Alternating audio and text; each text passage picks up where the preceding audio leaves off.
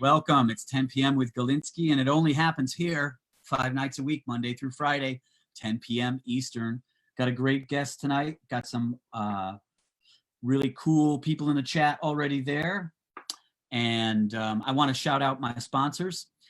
The Stage Network. We're simulcasting on the Stage Network. Their website is watchstage.com, and they are broadcasting us through their social media outlets, as is VIP Talent Connect, viptalentconnect.com, and actortrade.com, all part of the big family here. And the chat is just alive, Also, shout out to Nuchas. I'm still waiting for somebody on who's part of the show as the audience to text, email me, and call me and say, I did it. I went to nuchas.com and ordered some, and they delivered, and they were freaking amazing. So let's make that happen. All right, I am in Ecuador. That's where I am, not Central America. It looks beautiful. So Jack Fuller's in the house. Jack, great to see you. Zulima, great to see you. Tammy T, some quick shout outs. James Turco Ono, Scooter Milvey, the Andrew Einhorn is in the house. Captain Siemens in the house. Callie Greenberg, Destiny Gay, Katie, good peeps, all in the house. Tom Cavallaro, welcome back. Steve LaRue. Steve LaRue and I played high school football together, and I got to play defensive lineman with him once, and I was tiny, and it was a rainy game, and it was nuts. It was like being in a war movie. I can't say war. I've never been in war. Edwin, nice to see you. Long time. Lee, good to see you. Cappy's here. All right, here we go. Rosita's here. Let's bring in my guest, the amazing Stephen Donziger. He is incredible, and he has decided to join us tonight. So here we go. Steve. Hey, Stephen. Hey, how's it going? Great to see you, man. Good to see you. We got some nice people in the chat. They love hearing their names, so if you want to shout them out with me, Rosita's in there, Zulima is in there, Lee is in there, Vincent Gottschalk is in there. We got a packed house tonight, Stephen. You're a big draw. People are saying nice background. Somebody asked if that was for me, my background. Oh, Renata. Yes, Turco, they do deliver in Connecticut. So Steve, let's start by saying, hey, thank you for taking the time. I know that you're going through a lot and you're busy, and I really appreciate that you've decided to join us tonight and share with us. You have been described as the guy with herculean tenacity, and that was Business Week, correct? Yeah. And so what does that refer to? Maybe you can just give us a little summary of this case that you're working on behalf of the tribes in Ecuador. Sure. Well, it's good to be here, and thanks to everybody who's watching and listening in. I'm sort of an unusual lawyer. I graduated from law school in 1991, and I've always wanted to help people with my law degree. And in the early 90s, I went down to Ecuador with some other lawyers, saw what looked like literally the worst pollution disaster you can imagine. Texaco had been in there for 25 years by that point and had dumped literally billions of gallons of toxic waste into the Amazon, where indigenous peoples had lived. And they had run pipes from waste pits into streams and rivers that people relied on for their drinking water, their fishing, and their bathing. And over this period of time, they poisoned a 1,500 square mile of Amazon rainforest and killed animals. And it's a very delicate ecosystem with really one of the highest concentrations of wildlife and birds and animal species in the world. And it was all just thrown out in a quarter century. And when I got down there were oil on the roads, people were suffering, cancers were, happening, all sorts of disease. So we decided to sue Texaco back here in New York for deliberately polluting the Amazon in a way that was, going to really hurt a lot of people. In a nutshell, we spent 8 years fighting to get into the courthouse in New York. Texaco kept resisting. They kept saying, no, the case should be in Ecuador. That's where the damage happened. And our clients had been, suffering for years and years and years. They hadn't gotten a single dollar out of the company. The court system they felt was too weak to take on a big, powerful company like Texaco. In any event, they succeeded in sending it down to Ecuador. They thought we would go away. The people decided to keep going. We combined forces with a team of Ecuadorian lawyers, sued them. Over the next 8 years, they did everything they could to try to obstruct the case, delay it, spy on us, try to entrap the judge, all sorts of dirty tricks. We ended up winning the case. Biggest environmental judgment ever out of the so-called developing world. It was at the time in the amount of $18 billion. It later got reduced to half that, roughly $9.5 billion. It's been affirmed by 3 appellate courts in Ecuador. Chevron has refused to pay. Chevron bought Texaco, so it's not Chevron. They've refused to pay. They've threatened the indigenous peoples with a lifetime of litigation if they keep going. They put their firepower on me. They've hired 60 law firms and 2,000 lawyers. I'm probably the most targeted lawyer in the history of this country. They've literally spent over $1 billion trying to destroy me. Yeah, you're currently under house arrest too, right? And all of that culminated, in a judge in New York who's been very pro-Chevron for a number of years, charging me with what's called criminal contempt, meaning he claims that I criminally violate one of his court orders, largely centered on an order that I turn over my computer and cell phone to Chevron's lawyers so they could pretty much spy on all my activities and try to see what we were doing to enforce the judgment that the people in Ecuador had won in other countries like Canada, Brazil, Argentina. Because Chevron won't pay, the people have a legal right to go try to get their assets to force them to comply with the judgment. So when I didn't turn over my computer, he charged me criminally, had me detained in my house. This is last August 6th. I'm the first lawyer, as far as we can tell, in US history who's ever been detained on a criminal contempt charge without a trial or a conviction. To me, it feels like, and I think it is, punishment without a crime. I mean, Chevron and the judge are angry that we won and angry that we held them accountable. So we're fighting hard to try to get off detention and defeat these charges. But the whole system is pretty much structured in a way that puts me at a real severe disadvantage. It's very abusive in my view. But we're fighting. I'm here, and the case goes on. There's a lot of other lawyers working on it who plan to enforce the judgment against Chevron's assets in Canada. I think the larger issue, though, for us as Americans is the extent to which Chevron has really been able to capture a part of the US judiciary in a way that they've deprived me of my liberty. I mean, I'm the lawyer, among others, but I'm the main lawyer who helped to hold them accountable. They committed massive environmental crimes in the Amazon. I helped the people down there hold them accountable, and I'm in detention, and they're out there still making money and externalizing all this terrible pollution onto the backs of these really vulnerable communities in the Amazon. So that's the current situation in a nutshell. And you've got an ankle bracelet to be proud of, right? You're wearing that? I do have an ankle bracelet. It sort of feels like a garage door opener on your ankle. Yeah. It's like this big, thick black thing. And, I got put on August 6th. It's never come off. I shower in it, sleep in it. It kind of speaks to me sometimes. When the battery runs low, it'll wake me up in the middle of the night, and a voice comes on from like the ankle bracelet that says, battery low, recharge unit. And I have to get up and change it. And we're gonna jump into the chat for a second, because you got everybody fired up right now. People are kind of pissed off. Although Destiny Gay said this is my favorite time of the day. Thanks, Destiny. Edwin Cassiano's here. Ron Kubi's here. Oh, Ron. Hey, Ron. Even Donziger, my favorite. Let's see else is in here. Zulima, Cindy, Anthony, good to see you. So Turcotte, Tom Cavallaro said this is federal courts. You may have answered that. Is this federal courts? Yeah, New York Federal Court. And Turco Ono says, why isn't your communications on your phones and computers covered by privilege?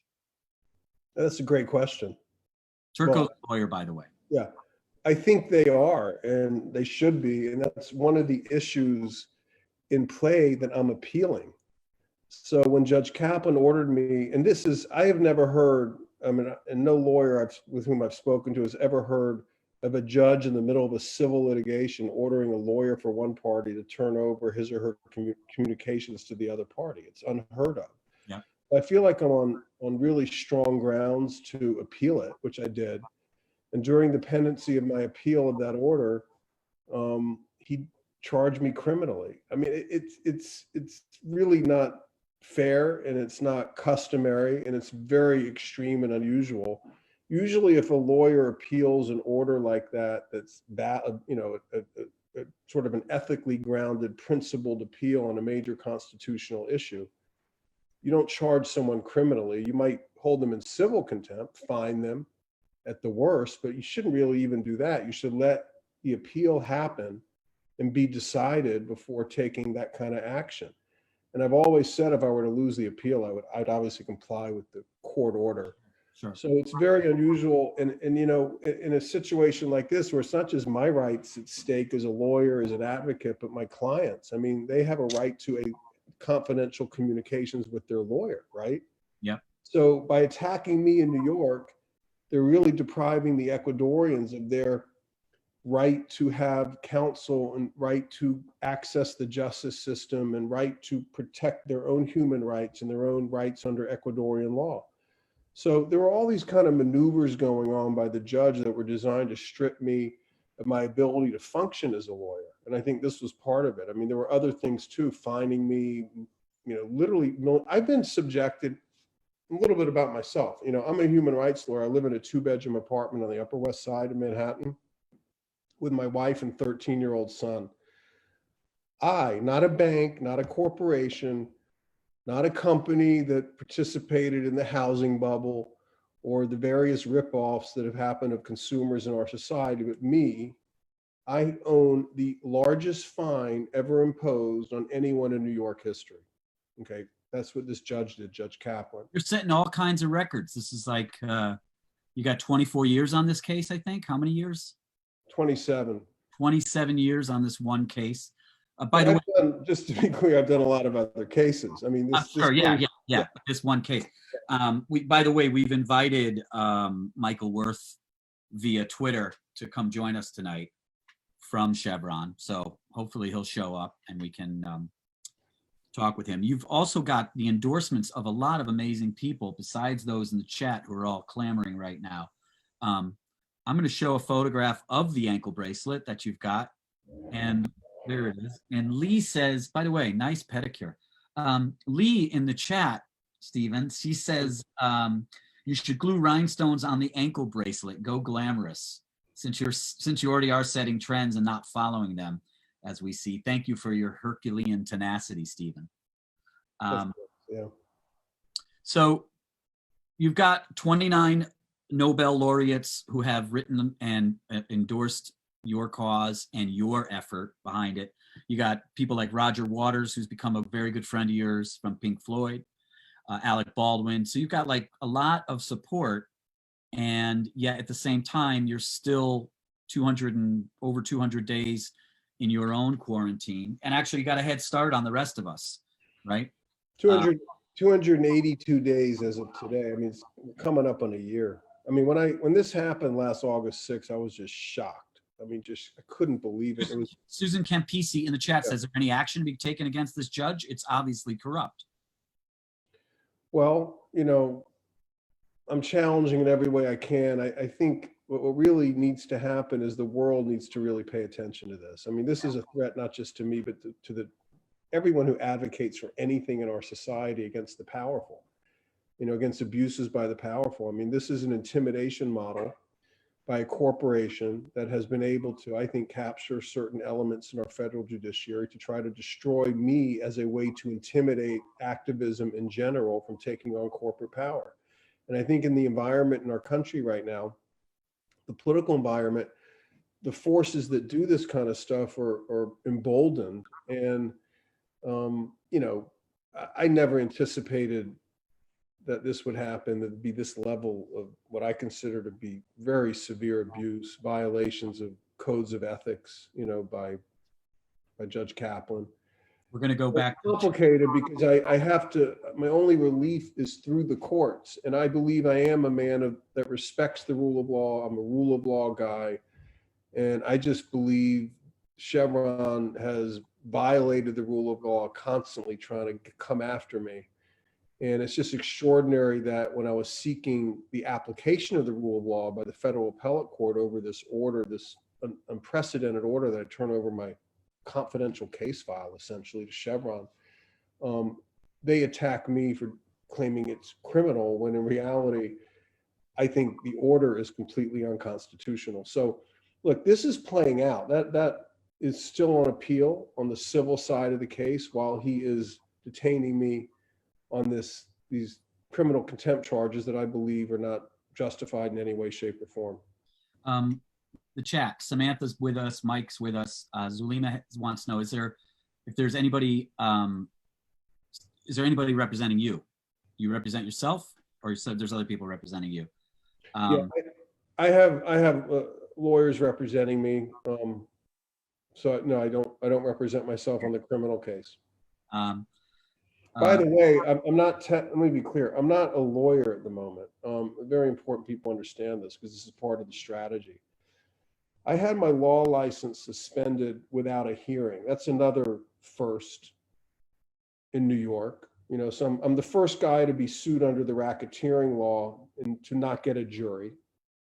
I'm the first guy to have his law license suspended without a hearing. And I'm the first guy, lawyer or anybody, to be detained pre-trial who has no criminal record on a criminal contempt charge that's being treated as a misdemeanor by the prosecutor. And I've been in 10 months, and the longest sentence for a misdemeanor that you can get is 6 months. And I've been in 10 months. Can't get time served for this, eh? No? Well, they don't count home confinement as, you know, as time served, but I mean, you know, the longest sentence ever imposed on a lawyer in New York who's been convicted of criminal contempt, again, I haven't been convicted, this guy was convicted, is 90 days of home confinement. So I'm over 3 times the longest sentence ever imposed on a lawyer, and I haven't even had a trial yet. Tom Cavallaro, a couple quick questions out of the chat. Let's go there. Have you investigated the judge, investments? Why not sue the court and the bank, bank, and entirety? I mean, I'm sure these are things you thought of or not, but well, look,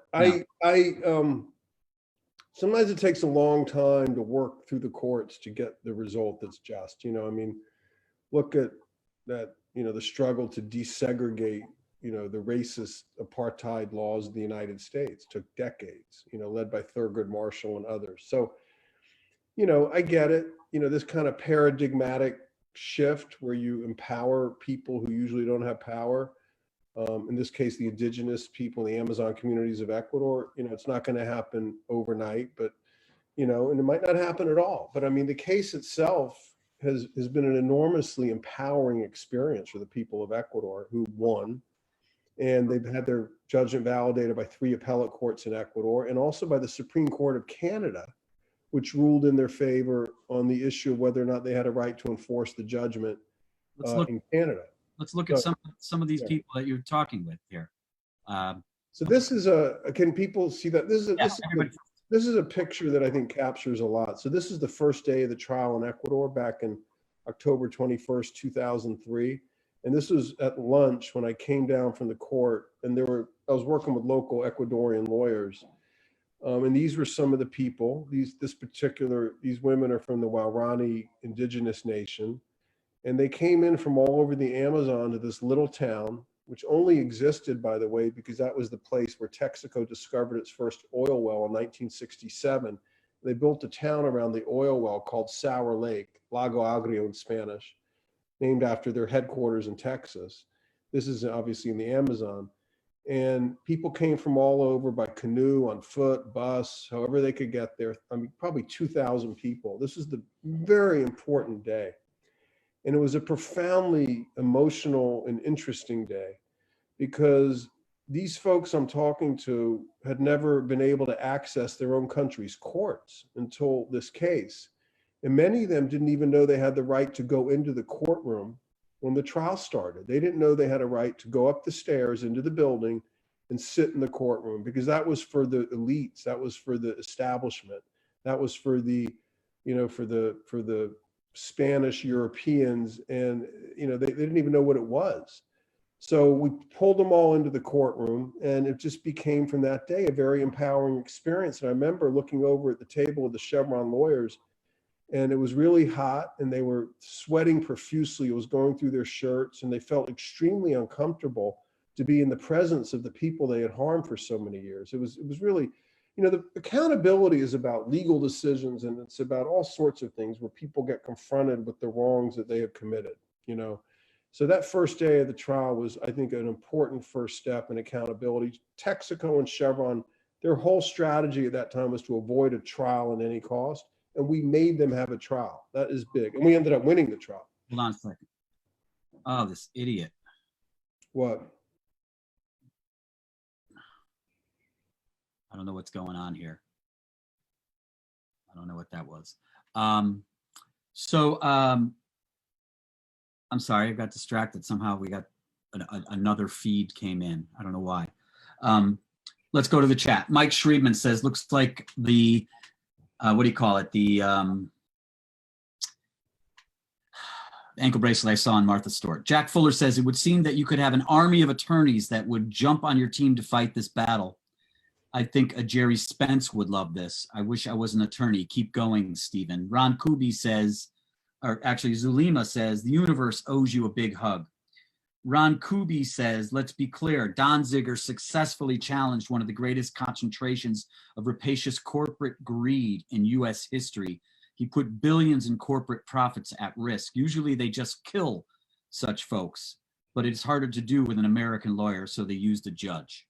Wow, Ron, I think that's very accurate. And I want to just say about Ron Kubi, who I've admired for many, many years for his great legal work on behalf of so many people and so many causes around New York City and elsewhere. So I'm just completely flattered, honored to hear that from Ron. And Ron, people like you are inspirations to people like me. So you keep up the good fight too, brother. Right on.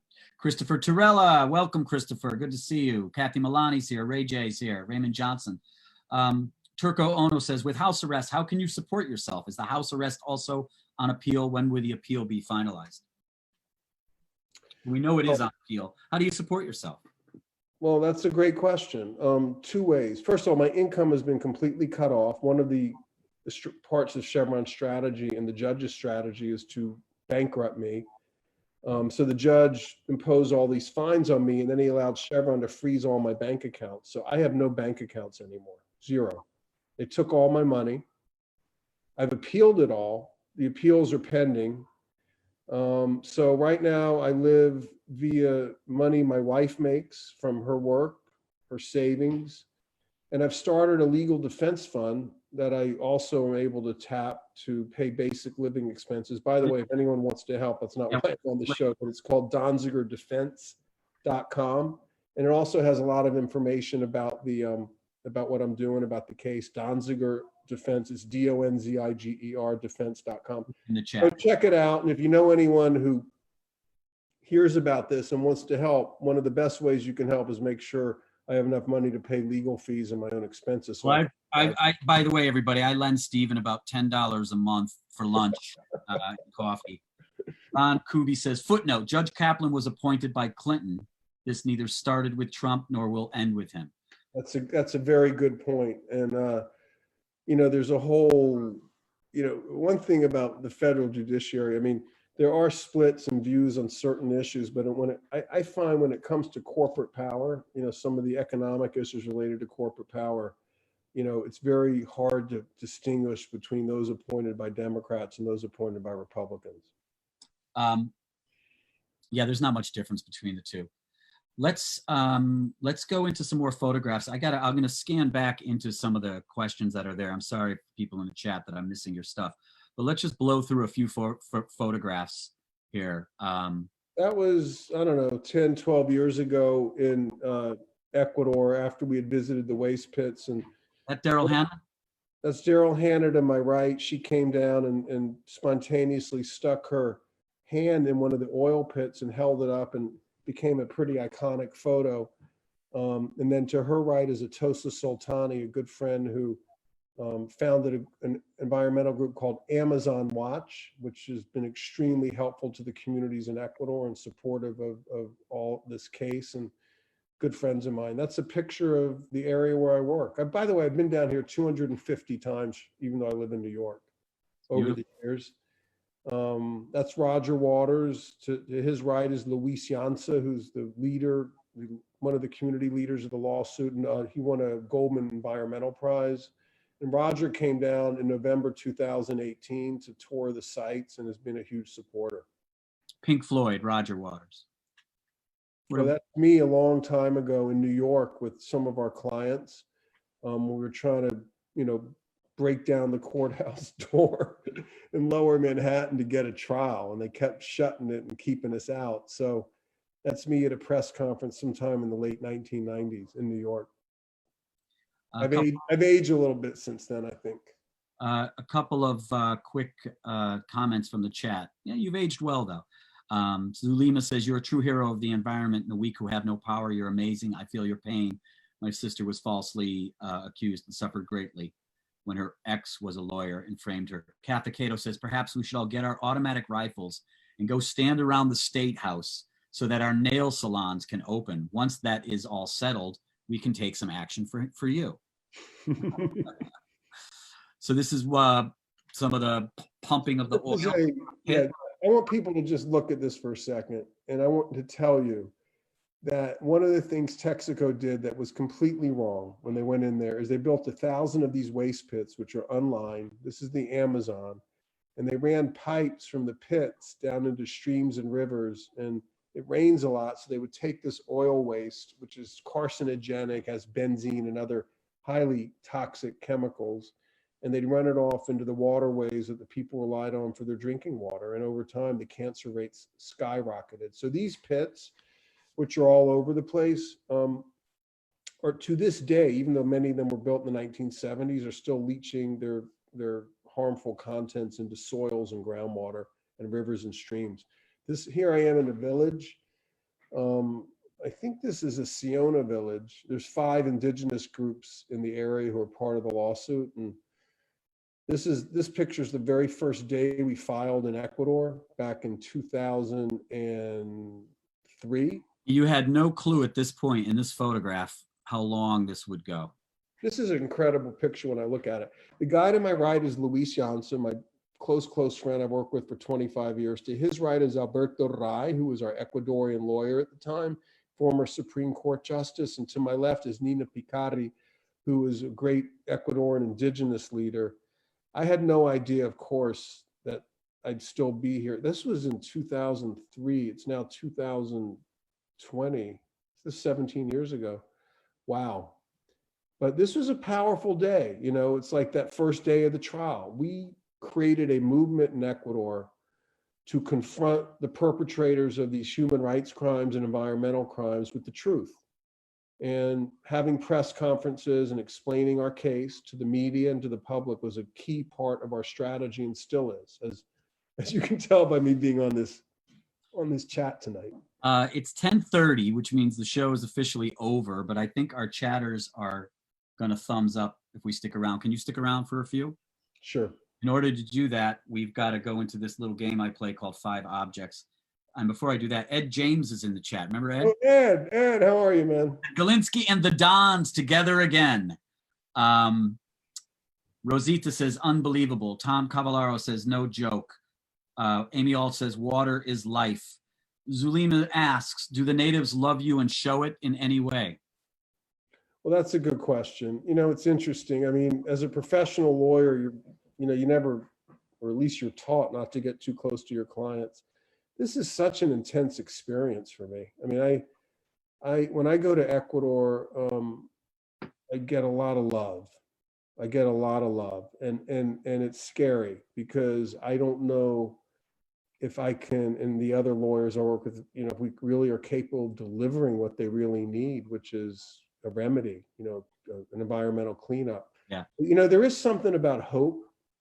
When people have hope, when they're trying, when they're campaigning, and they're engaged, it's a very empowering experience. I mean, there's something about the process that is so empowering to all of us, and particularly to the people down there. And it's been an incredibly enriching experience for me to learn as much as I have from the people of Ecuador, the people of the Amazon.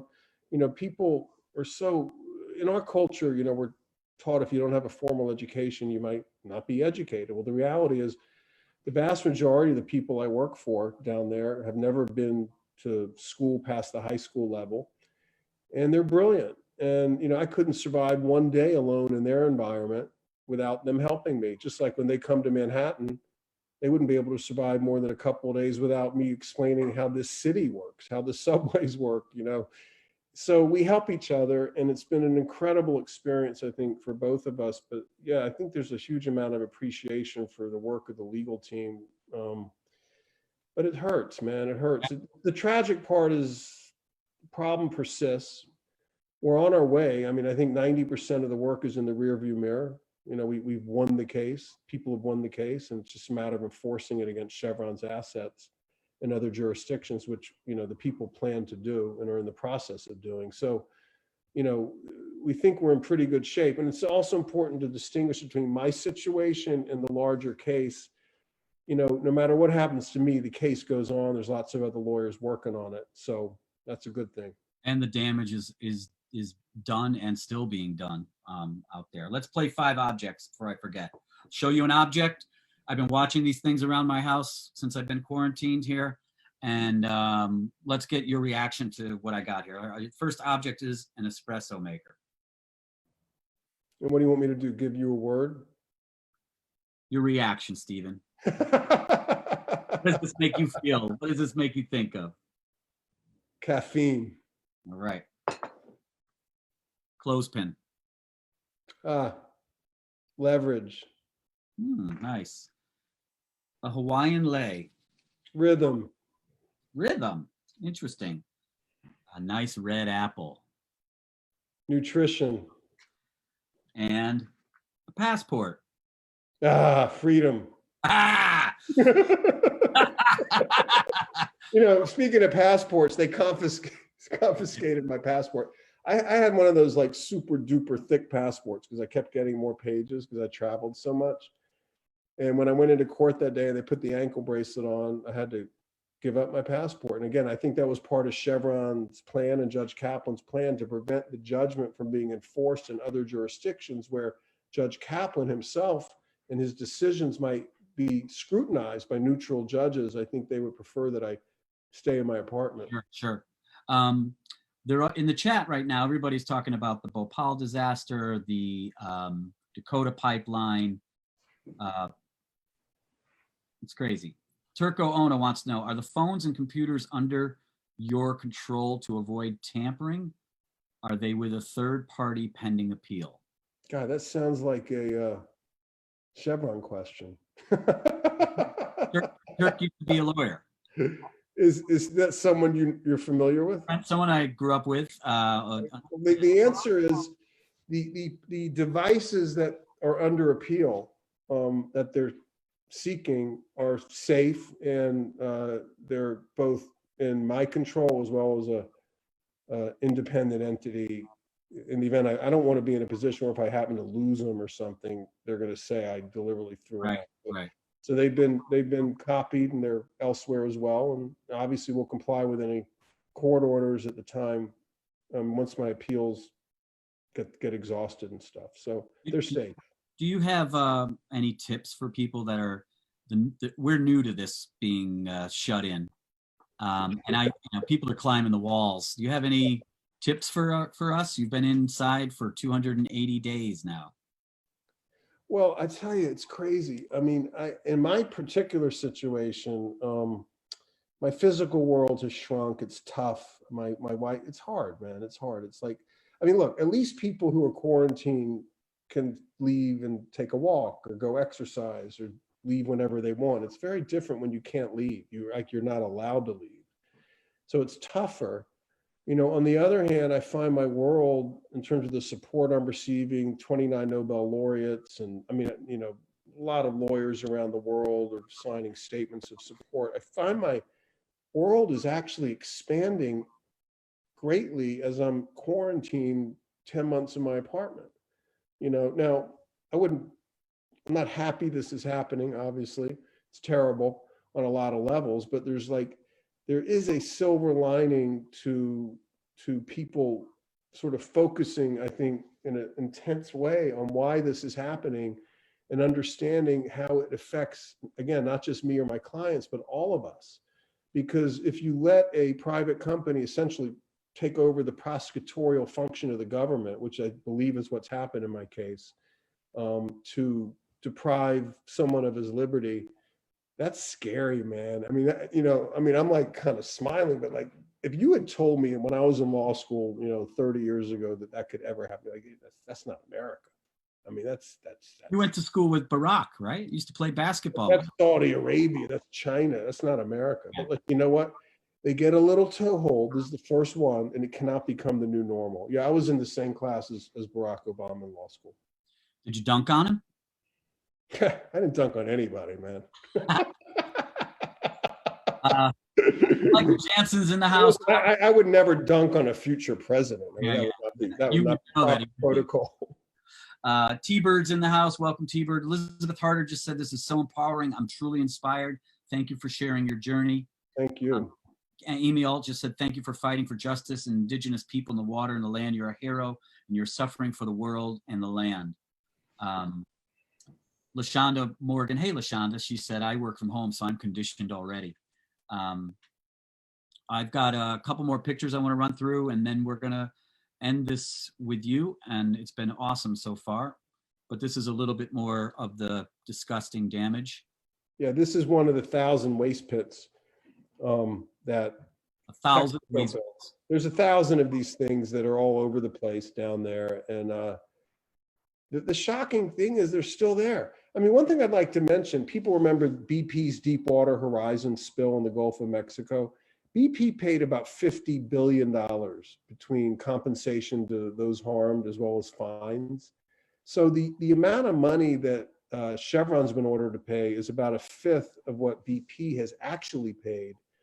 It's lasted far longer, and it's far larger and more impactful and more damaging than what happened in the Gulf of Mexico, as bad as that was. So, they can afford this. The amount of money they're supposed to pay isn't even material to their bottom line. It's really, I think, a fear that if indigenous peoples were able to win a case at this level, it would inspire other communities around the world to do similar cases, and their liability would be a lot higher, even in the trillions of dollars, because you have all of these environmental problems all over the world caused by the fossil fuel industry, the mining industry, and the like. This is another one of the waste pits. I mean, can you imagine designing a system of oil extraction where you leave this thing out there? Even do this? I mean, it's just, there's no fences, there's no warning. There's not even a sign up that says hazardous waste, stay away. It reminds me of when I was a kid, and my dad would do stupid things like this, but with like a gallon or a quart of oil, just empty the lawnmower oil on the driveway and just let it run into the woods. I just, on that small. I mean, can you imagine living in a place where there's no running water and you're totally reliant on rivers and streams, and you have all these pits around? And by the way, when Texaco first went down to Ecuador in the 60s and early 70s, they started dumping this stuff all over the place. The indigenous groups were like, what are you doing? Like, you're Texaco. We thought you were trustworthy. You're an American company. You're not like one of our companies, and you're still doing this. And they were told, the indigenous people were told by the Texaco engineers not to worry, that it's medicinal, that it's like, it has vitamins like milk. That's what they were told. Unbelievable. It's cancer. People getting cancer from it. Is this another example? This is a gentleman who, the day after this, he had cancer. The day after this picture was taken, unfortunately, he passed away. Angel Toala is his name. Say his name again, please. Angel Toala. Or Angel. Yeah, this is me in my apartment back in probably day 30 or 40 of my detention. Like a day 30 smile on you. Looks Yeah, like I still had the remnants of a summer tan, and that's a good friend of mine from Ecuador who was visiting. And actually, this was during the UN General Assembly, now that I think about it, in September. And he came and performed a ceremony uh, in my apartment to, on my behalf. Stephen, where do you draw your strength? You look calm and collected right now. And I know as a lawyer, you've got to also have that veneer so that you can, not be emotional or appear emotional. Mm-hmm. But if you can tell us when you're feeling really down, what brings you out of it? When you've got to have these moments where you're low, what's the thing, or is there a thing that gets you to I can't really explain where I get it from. I mean, first of all, I'm human and I'm not crazy. There's a part of me that's terrified about my situation. But there's also a part of me that's hopeful and optimistic. And I believe in what we're doing. And I know what happened here. And I know what they're trying to do to me as a way to really obtain impunity for their crimes. And I know that we just have to stay strong. We have to keep fighting. We have, as I said, we've won the case. They lost. So therefore, they're locking me up. And, if you look through history, people who've been attacked, who fought for social justice or some sort of paradigmatic change in our society, I'm hardly the first one to face the furious counterattack. I mean, it is a little odd to have like a Harvard law grad in this situation. But it's not that odd compared to lots of other people and how they've sacrificed so we can have a better world. Many people have had a lot worse fate than me. So anyway, it's tough, man. The toughest part is watching my son and my wife. That's tough because I feel like because of this work and because of what they're doing to me, they have to pay a price every day. And look, I know that Chevron and Judge Kaplan's strategy is to disrupt my family, and get people to turn on me and get people to say, Dad, can you please start working on that case? Yeah, just give it up. Just give it up. I mean, if you just stop working on it, none of this would be happening. And it's you get these types of situations in the house that are challenging, but we're together, man. We have a good family and they love me and support me and they get it.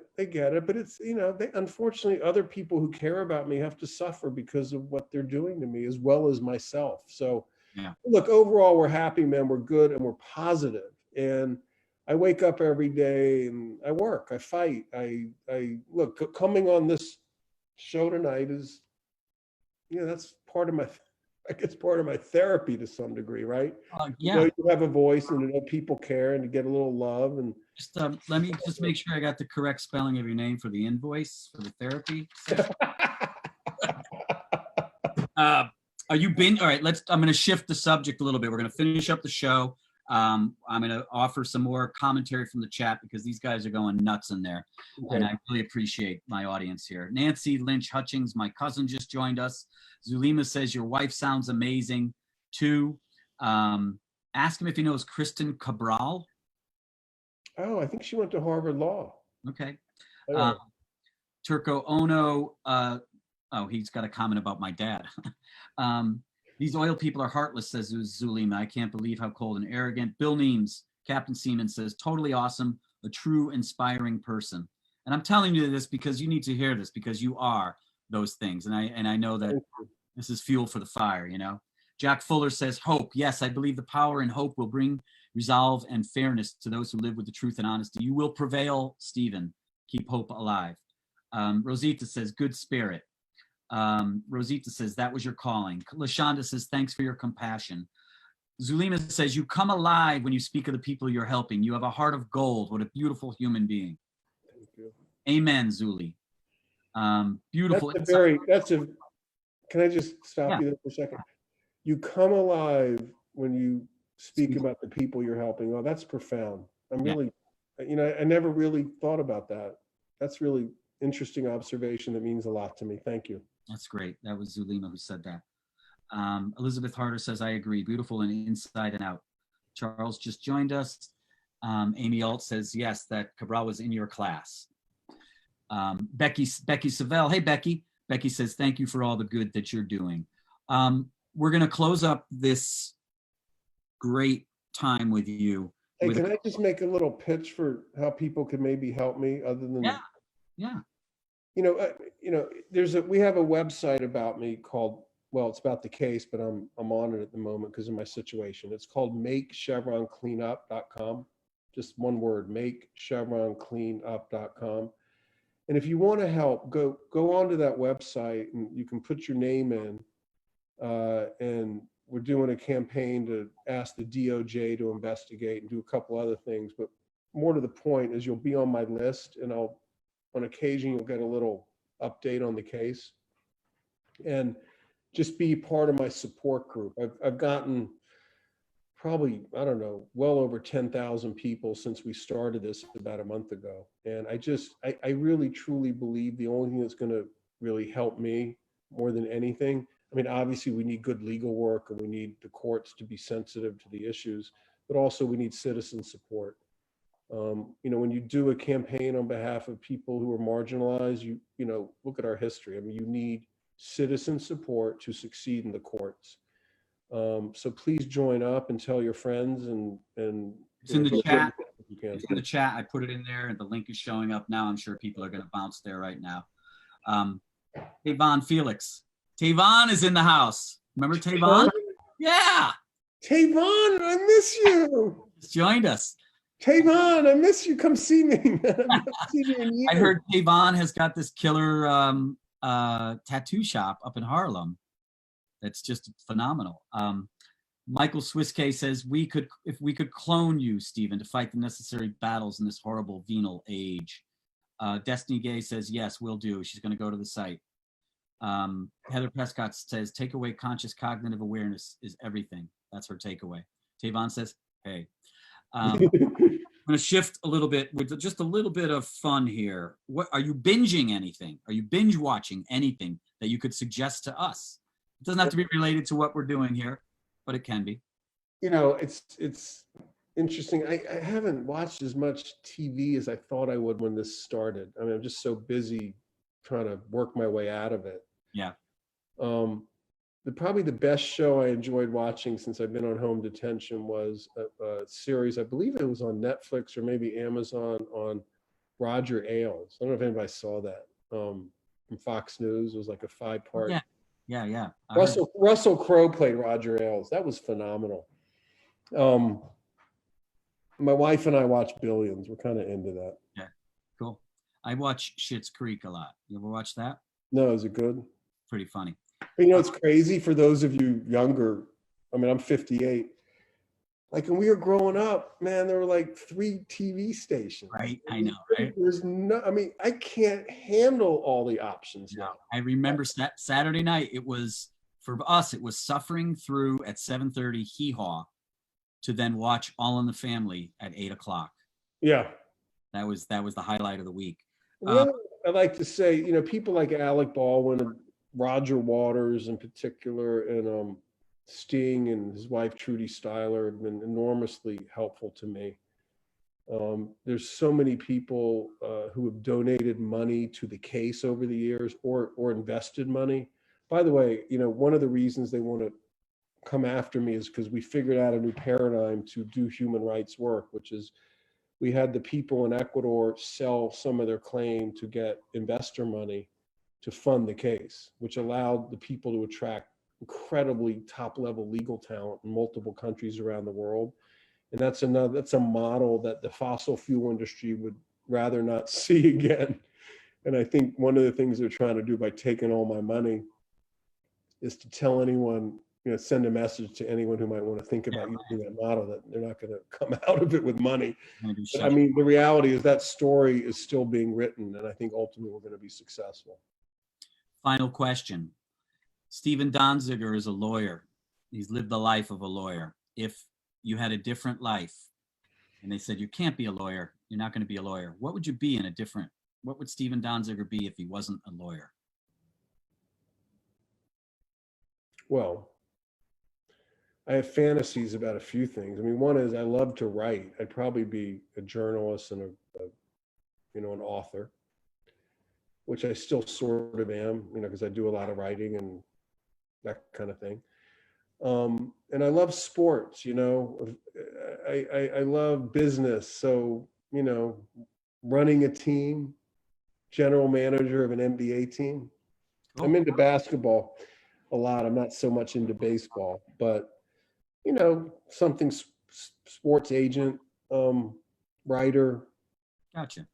The thing about the creative professions, I mean, this, you're an actor, comedian, they're fun. And I think Ron Kuby could attest to this. I mean, there's something about the law. If you're creative and entrepreneurial, it can be really interesting. If you're just going to be kind of a slave to the powerful companies that pay the most money, it can be very tedious. But it can be very, very interesting. And so you can apply creativity in all sorts of ways, in all sorts of professions. So, people say, oh, you're a lawyer. Well, yeah, I have a law degree. Well, I'm a suspended lawyer at the moment, but you have a law degree, and I can do a lot with it, both within the law and in other ways. It's helpful in everything, I find. I really appreciate you spending time with us and sharing the story with us, Stephen. It's been a great almost hour. I know that my audience is digging it. They have been thumbs upping and. Oh, that's great. Can we keep going? I'm just kidding. Listen. Sure. Let's see. What else can I show you? React to this. But no, in all seriousness, I want to thank everyone who's tuned in, and knowing there's people out there who care enough to listen, and that this story resonates, means a lot to me, and more importantly to the people of Ecuador, who, even though they're not listening in, they know there's a lot of love out there for what they're doing. And let's keep on keeping on, and hopefully we'll be able to tie this up soon and get a remedy for the people down in Ecuador so they can live in a clean, safe, and healthy environment. Absolutely, man. Thank you so much, Stephen. Yeah, thanks a lot. I'm going to come up and visit you, all right? Please do, but bring a mask, my friend. I will. Yeah, I will. Love you, man. Thanks. Take care. Thanks.